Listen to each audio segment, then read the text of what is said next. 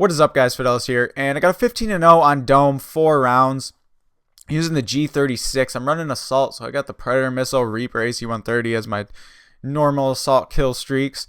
And this game is pretty long for being a game on Dome. As you see, I'm not rushing as hard as I normally do because I have an Assault Rifle. I play a little more defensively. But anyways, I want to get into what I wanted to talk about, which is when and why I started to play Search and Destroy. And to answer that, I have to go back to a game that I played while I was in 8th grade. It was called SOCOM. And I played SOCOM 1 and 2. Some of you have probably heard it. It was for PlayStation 2. Some of you have probably heard of it, like I said. And after 1 and 2, I didn't like it anymore.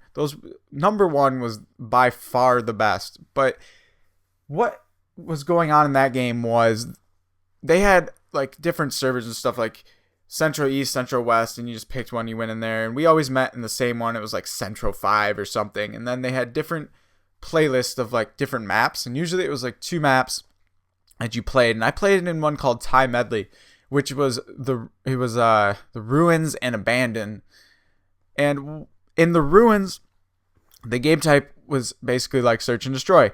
There was one central bomb, and then each team had a bomb site to destroy. So it was kind of like Sabotage, Search and Destroy style, because once you die, you don't get to come back until the next round. And then in Abandon, it was basically a TDM Search and Destroy, where you had to kill the other team, Search and Destroy style. And I think it was like if whoever had most players alive at the end won that round. So if it got all campy and shit, you could still win the round.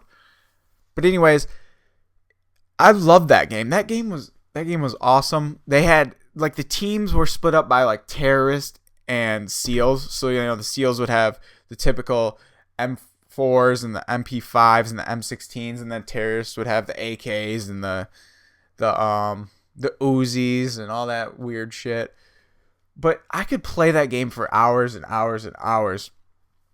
And the teams were basically like chosen. Like you could switch teams if there wasn't someone in there. And people were pretty cool about it because the SEALs always had the huge advantage on that game. So, because they're guns. So if like one team was on the SEAL side, after like 3 games, people were like, all right, you guys have had the SEALs for a while, why don't we switch? And then one guy would leave the room so we could all switch over and shit. And we'd all switch over, and everyone was happy. Like, no one cared. It was just how it went, which was cool back then. If you tried to do that today, people are like, no, fuck you. But you could vote people out of rooms too, which was the greatest thing, because if there was some douchebag in there no one wanted, you could vote him out.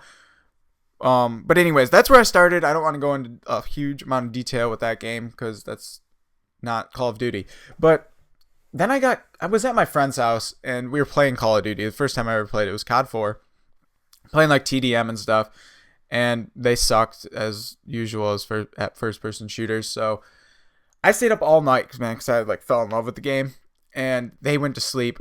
They woke up. I was like, man, you gotta let me borrow this. I didn't go to sleep for like 24 hours because I went home and I played it even more. And then I found Search and Destroy on Call of Duty 4, and I fell in love because it was, like I said, it was just like SOCOM, the game I spent, between 8th and 9th grade, like all summer playing, and then like 9th grade and SOCOM 2 came out. So I instantly fell in love on Call of Duty 4 with Search and Destroy, and then I was really good, let's just say that, and I played game battles starting with Call of Duty 4, and I didn't really know what the fuck I was doing. I didn't really care. Someone just like invited me to their team, and it was like the number 1 team. And I kind of understood what was going on after I stopped, because I moved down to the Caribbean, so I stopped playing Call of Duty 4, and I came back like 2 months into World at War and hooked up with one of my friends that I played game battles with on COD 4. And we started a team, and then we were like 70th on the ladder, nothing special. And then we kept running into this other team that kept beating us, and we'd beat them one game, they'd beat us. And then they sent us a message like, you guys want to combine. It was just they wanted me and him to come play with their team because we were the best on our team, obviously. So we did, and we ended up hooking up with them. And I played game battles like all of World at War. We ended up number 15 on the ladder. And we played search and destroy only, obviously. Like I said, 15 on the ladder, and then we were voted as one of the top 3 search teams on the Game Battles ladder. And this is before Game Battles got all stupid and gay. And I played a little bit on Modern Warfare 2. One of my buddies was like 90 GB rank or some shit. He was my doubles partner. Played on a few teams with him. And then he ended up joining a team that was number 7 on the ladder called Kids Next Door. It was a search-only team.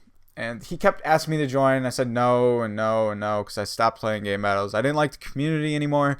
I didn't like the people. Everyone was just a douchebag on there pretty much. Everyone was just an asshole. And I didn't like it anymore. But that's just a basic background of where and when and why I might have started playing Search and Destroy. And why I can understand the game better than a lot of players is because I've been playing a game type similar to Search through SOCOM since before Call of Duty 4 even came out. So it was easy for me to make the switch from a respawn when I first started playing Call of Duty 4 because I already understood. I've already played the game type that was similar to Search and Destroy, so it was easier for me to understand everything, and that's why I like it so much. I grew up with a game type similar. But anyways, sorry that this game is so long. I tried to fast forward through the Reaper and AC-130. See, I fucked my Reaper up. I could have had more kills. Could have been like a 17-0.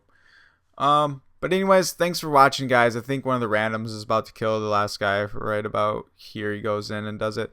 Thanks for watching, guys. I'll talk to you later.